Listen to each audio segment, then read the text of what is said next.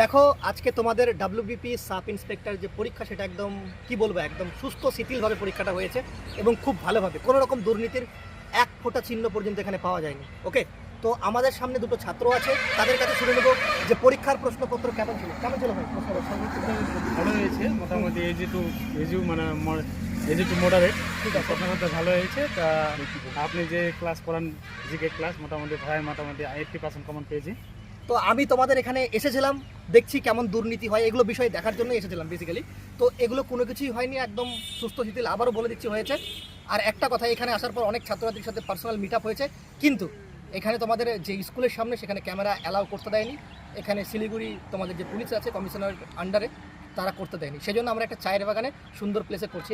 আর একজন ভাই আছে যে পরীক্ষা খুব ভালো দিয়েছে। বলো তুমি পরীক্ষা কেমন দিয়েছো? পরীক্ষা খুবই একটু বেশি সোজা ছিল না, বেশি কঠিন সহজ সরল পড়েছিল। তাই এর থেকে আমরা বুঝেছি যে প্রশ্নটা খুবই সহজ ছিল। আচ্ছা, ঠিক আছে, তাহলে ভালো করে